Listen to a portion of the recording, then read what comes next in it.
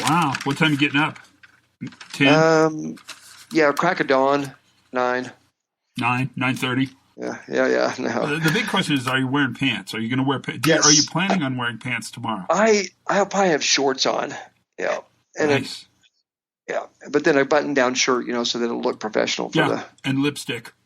Gotta wear your makeup when you're on your Zoom calls. Well, I found, I think I may have told you this, I found a thing that says it can improve the image. And so I clicked on that, and what it does is it makes it a little bit fuzzy so you can't see the wrinkles as well. So I thought that was pretty cool. Oh, that is brilliant.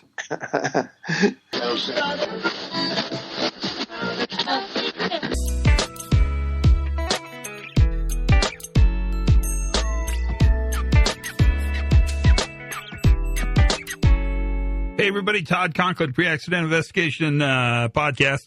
Welcome aboard. I'm glad you're here. It's been a fun spending time with you in the midst of this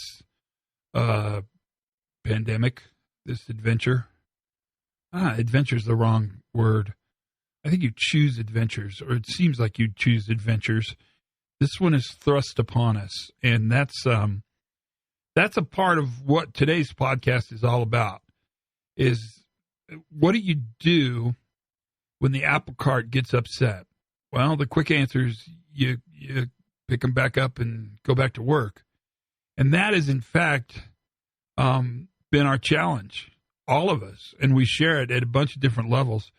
And I never even spend a half second without thinking about all the adaptive things you're having to do on a daily basis, just as a part of normal duty. And so Bob Edwards and I were talking about that. We're really talking about what does the future look like for us as we get the opportunity to bounce forward out of this. I don't think it's going to be a fast recovery. I could be wrong, though. I've been wrong on a ton of stuff, but it doesn't feel to me like it's a fast recovery, because it doesn't feel to me like we're going to return to the work as it was pre-pandemic.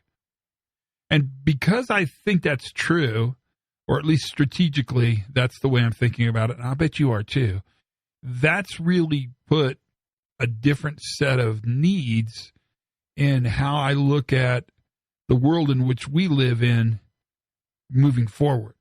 I think it's without a doubt safe to say that we've spent the last 20, 30, 40 years in a business environment that was really aligned towards creating efficiency, lean, just in time, right? We created shareholder value. These are words that you heard a lot, right? And so we optimized towards being efficient.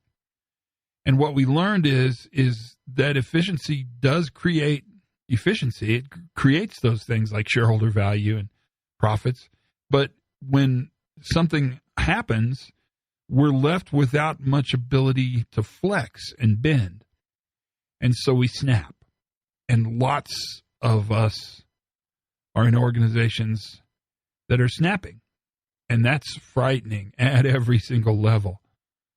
So given that, I would suggest the next 20 years or so, we can predictively guess that we're going to be in organizations that are really aligned towards resilience, towards creating operational capacity to manage a very fluid world. And I think that is an opportunity for us to bounce forward. And it's an important opportunity. And that's what Bob and I were talking about. And we were just yakking. I mean, it was kind of we didn't really have any agenda or anything. We were just yakking. And he started telling me a story. And I said, whoa there, cowboy, which is what I call Bob when no one's around. I said, let's suck that back in a minute and push record on this conversation and make a little podcast. It's been a while since Bob and I've done a podcast anyway, partially because the last two we've done we can't use because they were about other stuff that's been canceled by events.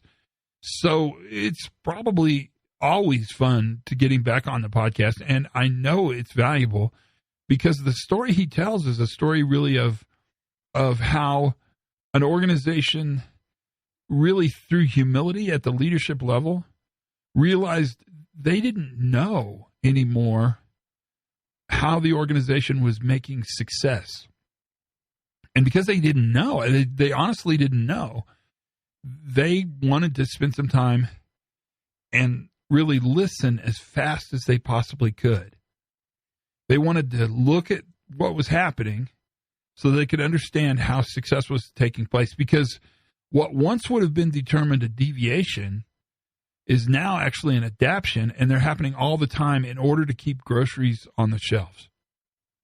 Right? And that's super interesting, because 6 months prior to the event, doing work without a formal lock and tag with 6 signatures was an offense that would get you fired. But during essential functions, doing work without a lock and tag on a fork truck was how you got the fork truck fixed, because ultimately what mattered was that truck left because there were people waiting to buy food that needed that food badly. And that conversation, that's really what we captured here. I hope you're doing good. I mean, take care of yourself. That's really important. But also, really take care of each other. Thanks for listening. Tell your friends. Pass this on. If this will help anybody, these discussions, it's just you and me, so we don't mind who else listens. But give them an opportunity to be a part of our conversation as much as they want to. And that, I think, is our little way of making the world a better place as well. Do good work, do it well, and do it for the right reasons. Here's that conversation. This is what happened after we pushed record. This is Bob and I talking about really the world and our ability to learn faster. So you're in a position where in basically a day, all of your schedule disappeared. Yeah, pretty close to that. It was actually about 2 weeks. I watched it just dissolve. I watched April just dissolve. As a matter of fact, May started to fragment as well. And it just happened. And you kind of knew it when you got the emails, like, I guess with COVID-19, we probably need to postpone. And so it wasn't that they don't want us anymore. It's that we couldn't do it, right? We can't go there. And so we had to stop and rethink, okay, what do we do now? What's our next step now? Because I mean, I love doing what I do, but I do what I do also because it's my living. It's how I and we're diversified, Todd. I mean, think about all the different industries we work with: oil and gas, electrical companies, manufacturing companies, right, chemical companies, and yet we really couldn't go to any of them anymore. And so you had to kind of reinvent yourself. Yeah, which is not what I really wanted to do. Nobody kind of had to. Nobody ever in the history of mankind wanted to reinvent themselves. At least that's my theory. Right. It's probably a pretty good one. And we've talked about this a bit too, is you almost had to go through like the stages of grief or something. It was really bizarre. It's like almost denial at first for me. And then it was like, well, I guess I have to deal with this. And kind of sad for a moment there that I couldn't go do all the things that I was looking so forward to doing. And yeah, so it's kind of bizarre for sure. But it really put you in a position. Do the things you do matter? I mean, do they add value? Well, that's a good question, right? So I can tell you this, I always hope that what I do helps. As always, my goal is to help. I did get a phone call, which I told you about, from a site that said, can you come in and help?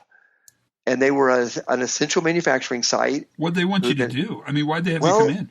Yeah, it's a good question, right? I mean, it's like not like I'm some kind of COVID-19 expert, because I'm not. But what they wanted me to do is to bring the HOP conversation into – they needed to do lots and lots of operational learning in the moment, because they were asked by the governor to manufacture. They had shut down and sort of transformed their site as best they could to build some barriers in between the workstations and try to find some masks for people to wear and to find some sort of thermal imaging so that they could see if people had a fever as they were coming into work. So they shut down for a week, and they had kind of put that together and then kicked off. And of course, you can imagine it was chaos and challenging, but they were working through it all. And they called me and asked me to come in. It was an amazing, for such a troubled time that we're in, it was an amazing 2 weeks. I cannot even tell you how thankful I am to have been able to go in and be a part of it. And so what'd you do?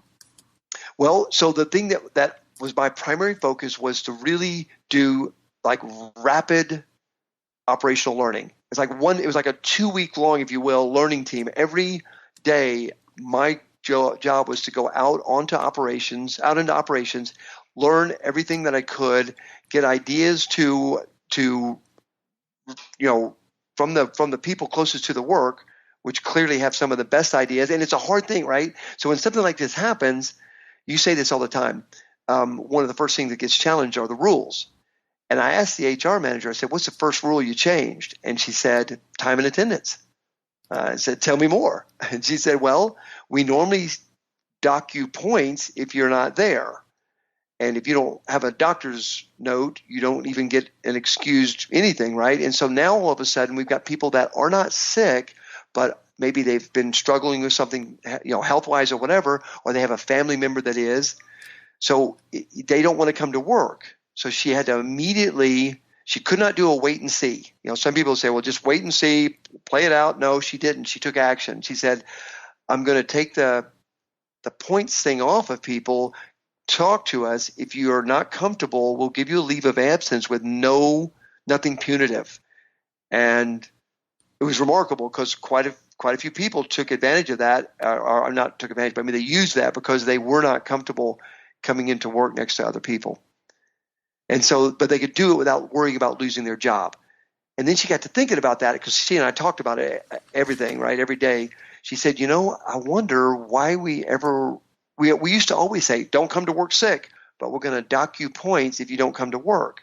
She said, that may be a change that sticks because we really don't want you to come to work sick, even with the regular flu season or strep throat or whatever, right? And yet if we dock you points, I bet you, Todd, there have been times in your life, I'll tell you this, I have come to work sick before because I had so much work to do.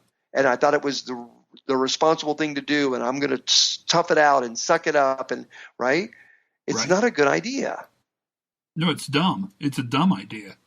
Right? And yet I'm not the only person who's done it, right? I mean, we've probably all done it in the past. Yet now with this, it's a really bad idea to come to work sick. And so I think that they're going to change that. I think that policy will stay changed to where you can stay home if you think for health reasons, you need to without losing your job. So let's go into this backwards a little. What did you do with the information you learned? And then we can follow up by saying, how did you learn the information? But I'm curious, where'd the learning products go and who cared? So I just literally, they gave me a little office area there to capture, just put my computer up, set my computer up and have a place to sit down occasionally. But I just literally put flip charts on the wall, Todd. It was like a 2 week long learning team. And I just went out and talked to people, listened to their concerns, their frustrations, their fears, their challenges, the things that they were dealing with. Here's a quick example. Martha Acosta says this, in a time like this, critical thinking is one of the most important things.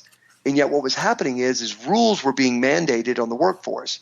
Thou shalt wear a mask, wear a face mask, wear your safety glasses. Oh, by the way, that also included the drivers of the powered industrial vehicles, the fork trucks and the tuggers. Well, it went actually through several layers of leadership and it rolled right out onto operations. But because this site, they have some history with HOP, they have some history with human and organizational performance, and they have workers that the voice of the worker is valued. A driver comes up and says, this doesn't make sense for us as drivers because it's fogging up my lens, fogging up my glasses. But remember, the rule had already rolled all the way through and it was put in place. But they challenged it, and we stopped for a moment, took a kind of a pause there and said, wait, this is a higher risk to drive with fogged up glasses and face shield. Plus it blocks your vision. You can't turn your head as well. Anyway, so we undid that rule. Now, all of that happened in a day's time. So very quick decisions were being made with the information we were learning. And So there's an example. They empowered you to change rules like that? That was not a problem? Well, everything's a problem. That's the whole thing, right? Is what problems do we need to work on? That was one that we saw that needed to change right now. They were going to put out another memo the next day, but we literally, a couple of us just hit the floor and went out and captured all the drivers and talked to them about it and said, hey, sorry about that. And we apologized. We said, hey, sorry about that. We're probably a misread on that rule. We don't, a driver brought this forward. We agree. You don't need to wear this when you're driving. I'd rather take a chance of you breathing on me as you drive past than running over me, if that makes sense. And so we changed that very quickly. Now, it felt like whiplash in operations, but we also apologized and said, we know it feels like whiplash, but we're literally CDC and WHO, those guys were changing information by the day. We were trying to transfer that information into this operations as immediate as we could. So thank goodness a large portion of this workforce has been around this sort of change. I mean, not this sort, but change. They're pretty comfortable with change, but this was like change on steroids. So what attitude did the senior leadership team have to take at that facility? How curious were they, and how open were they to your feedback? Well, so they were curious enough to call me. I didn't call them. Yeah, that's they called true. me. That's a good point. So they brought you in. You didn't break down the fence. That's right. And what was really cool about it is that sometimes twice a day, the HR manager would meet with me, and then she would meet with her staff. But my goal was to go out and basically run a learning team every day all across their operations. I was in all parts of their organization, all parts of that factory. Kind of had free reign to go wherever and talk to whoever. And in some cases, Todd, literally just helping someone getting something resolved. That would be, and that felt good in the moment, right? But then looking at the sort of the bigger challenges and bringing those back to the leadership team. So what are your recommendations for other companies? Well, so what I found with this site is that they saw what they were up against, and very quickly they pulled their team together. So collaboration was key. And then they started this is a manufacturing site. So the first thing they did is they actually put like saran wrap, that big stretch wrap stuff, on posts in between workstations. But then they immediately ordered, and there wasn't like a COVID-19 czar. Does that make sense? I mean, there wasn't someone who. I actually think that's really important what you just said, because nobody really knows how to do this, because nobody's really configured a production facility for highly contagious transmittable disease with no immunities. Exactly. And so they were, you talk about collaboration at all levels, and their lean team and their continuous improvement team working with their frontline supervisors and their managers. And so they put these barriers up, and they got masks for people, but then remember, they also gave people permission to not come to work if they felt they were, could be in harm's way, or they were nervous for their own health reasons or whatever. But then they immediately began to Kaizen that. They immediately began to improve that. They had to stagger the startup times, because they ended up with a whole line of people outside, which was hard to keep social distancing. So then they staggered it. Then they said, we better put up a tent because it rains this time of year. So they put up a tent with these barriers, so you kind of walk it like you're going to ride a ride at Disneyland or whatever. Keep people from breathing on each other, and markers on the ground everywhere, 6 foot, 6 foot, 6 foot. And they would just very quickly put these things in place so they could stagger people coming in, give them some social distancing, give them a mask as they came in. So they gave them a mask every day. And then very quickly they found out the dusty areas, they're like, man, I can't hardly breathe by noon. So once again, it's just a chance for me to give that feedback immediately back to HR, who then says, well, give them, if they need more than one mask, let's make sure everybody knows they have permission to have more than one mask. So literally just learning in the moment, rapid feedback, and then the people there, the leaders there, making adjustments and not getting hung up on some rule that they had yesterday if today's rule makes more sense. And their leader, their plant manager, did something really smart. Right at first, she was having a lot of the typical type, lots of meetings or whatever. She realized the importance of minimizing the meetings and maximizing as much as you could, being as near to operations as you can to help solve their problems. And then anybody that did not need to be in there to work could work from home. Does that make sense? I mean, she's balancing all this. How did that change the way they communicated as a leadership team? Well, so they went to their version of Zoom or Skype. They have their own internal one and so their meetings weren't in rooms.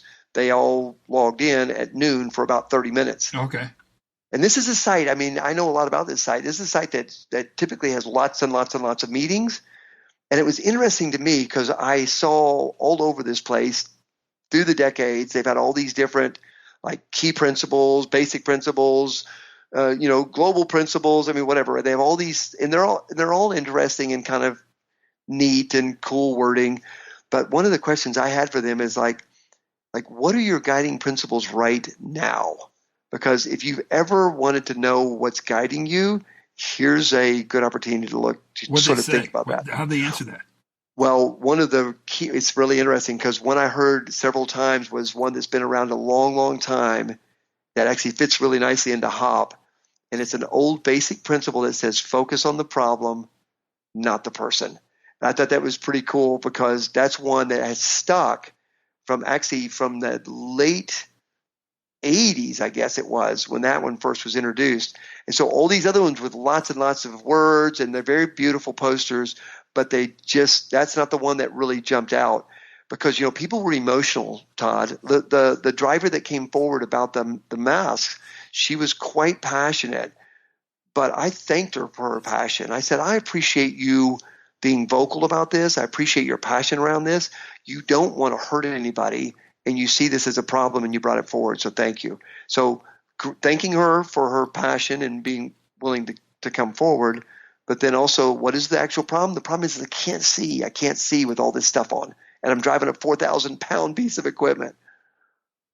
So when you did the learning teams out in the field, how were they different? Oh, completely. Well, so they weren't – we didn't like – so it was operational learning. For me, it was like one big learning team.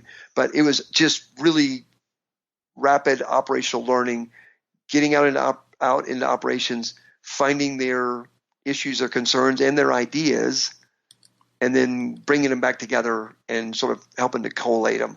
They did everything. I was just there to help out a bit. I mean, really, it's all kudos to them for this amazing work they did. I was just really privileged to be in there to help solve a few problems and maybe take a look at some of the the way their system was responding in this, if that makes sense. Yeah, sort of. I mean, did you increase the diversity of opinion? Did you increase the speed at which the operational learning happened? What do you think you changed?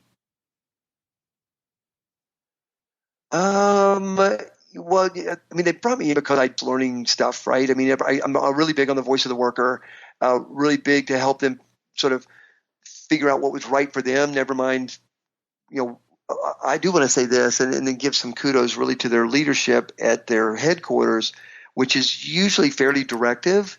But in this case, I actually found them shifting pretty quickly to more of a supportive role. I think you say it's the need for outside control to give up to internal leadership, because the internal leadership was really doing a very good job, as good as could even be imagined in this situation. And I think that the senior leadership group at headquarters, their head person came down and checked it out and said, you guys just keep doing what's right for you guys because you truly you have your finger on the pulse, if that makes sense. How different's the blue line? How different's the blue line in the middle of a crisis? Wow, how different is the blue? So it was all about it wasn't all about the blue line. There was black line expectations, right? Sure. But the blue line had to be listened to, for lack of a better way of saying it. We needed to listen faster, if that makes sense, or be very proactive in asking, what do you need? We talk about that all the time. What do you need to get your work done? And then listening to them and not just saying, well, sorry, this is the rule. Wait, matter of fact, one of the processes, I know the process because they've struggled in the past and they came up with some great solutions. Some of this stuff that the new rules were putting on them, made it really difficult for them to do their work. And I just looked at their leader and I said, hey, this is the team that solved the unsolvable. You'd remember if I told you this actual place. And get them to work on it. And so they pulled the team together quickly and said, hey, what ideas do you have? And they came up with a way to do some sort of job rotations so that they could get a breather. So they couldn't like fix, well, this isn't here forever anyway, but it's here for now. But they figured out a way collectively. Now you talk about empowerment, right?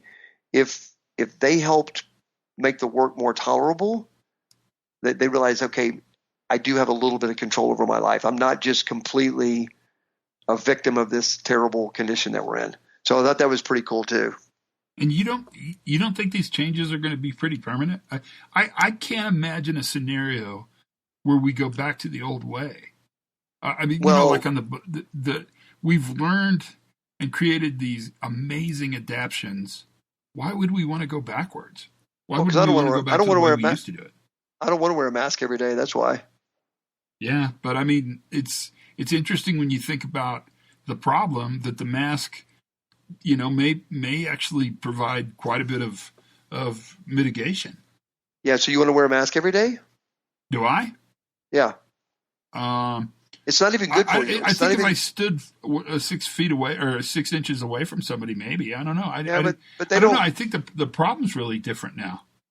Yeah, but the thing is that some of the things will probably stay. Like they went and put in nice framed Lexan between workstations and across from each other. That's like a sneeze bar. There was a time when we did not have a sneeze bar at a salad bar, right? And somewhere along the line, somebody said, you know what? We should put something up here so people aren't spitting on the food that everybody else is eating when they're getting their, right? So the sneeze bar stuck. Well, I think the sneeze bar between workstations will probably be a new way to set up workstations. It'll probably help during regular flu season and strep throat season and whatever. But some things like the mask, actually, there's a ton of debate about what, well, I'd say this, people weren't even wearing them correctly. So the EHS team there actually put together a little visual to help people understand better how to put them on. But some of the studies on that, you shouldn't even wear them all day long. It's not good for your lungs. It restricts your system if you wear them a lot. And then when you take them off your system, it takes time for your system to even recover from that. We know that because, I'm a first responder and, the whole pulmonary testing and all the stuff we had to do to wear SCBAs and all. So, yeah, so some of that stuff is needed during this kind of a situation, but it's not needed for the rest of time. But I think you kind of picked an easy one. The mask is an easy one. I think it's going to change the way we organize work. I think there's less of a need for management. Well, so there's going to probably be more focus on work being done remotely when possible. That was kind of already happening. You guys, we've seen that. That was happening some already. I think there's going to be. It's interesting because the things that I think. Well, we will probably question everything, right? Like, do we need all the stuff that we had in the past, or did it just sort of creep up on us and become the part of our work? Now maybe we have a chance to relook at it and say, well, maybe we don't need that, or maybe we need to change that. Well, I think that's the opportunity. That's where we can bounce forward with this. But I think it takes a mature organization, an organization that realizes they're not coming back to the old way of doing work. Right. Right. And, and that forces them, that forces leaders and managers to be adaptive. Right. Yep. Not that they're not adaptive. They've been adaptive, but it's going to force them to look at the work differently. I think it becomes really important that we listen faster. Those are your words, right? And that we understand that the way operations are happening are different, and we should probably understand the new, different operations before we push really hard to take it back to the old operations. Yeah, I think that there's going to definitely be some I think probably some good permanent changes coming. Like, I've never liked this business of docking people points because they don't come to work because they don't feel good. I think that one's going to be a good one. If you don't feel up to coming to work, or you think you're getting sick, this. You're like, man, I am not feeling good today, but I got to go to work. Well, maybe not. maybe we could actually help not have such a bad regular flu season if we had some of this stuff in place. Maybe. So what's your takeaway? What's your grand takeaway after this 2-week experiment? Yeah, there's no grand takeaway, just a million takeaways. Like give me the your adaptive. Top 3. Yeah, I don't want a million. Though. A million's too long. You don't have time for a million? No. But I have time for top 3. Top 3. So, top 3. Listen and fast. That's gonna be one that sticks with me. Is how we had to listen and respond at a pace that is way different than what we're used to. Adaptation, and then being willing to adapt our adaptations. Like as we learn something new, it doesn't take a act of Congress to change it. And then helping our people realize that in these situations we need them. They're we say essential workers. I actually saw a thing that I felt kind of bad about it. A guy had on his shirt, they call us essential because calling us sacrificial would be too honest. And I felt kind of bad because I'm like, that's probably how it feels, right? So the voice of the worker, if there's ever an opportunity to listen to the voice of the worker, I mean, this is just like the most powerful thing now, to realize they're the ones right there at you talk about the pointy end of the stick. The linemen out there keeping the power on, the trash, the people picking up our trash, we in the course of medical and police and fire, those guys all for sure. But there's a whole lot of other people during this that, the people working at Target, the people working at, right, they're keeping stuff going. I don't know. I hope that it helps leaders and managers value more than ever the frontline worker. I hope it does not turn into a bigger divide than we already had. I'm hoping that it will actually draw us together. So what do you think? That was the conversation. You got to hear a little bit. Well, that's pretty much it. I mean, I think you didn't get to hear a little bit of it. You got to hear all of it if you made it this long. I'm 2 minutes over. How's this started?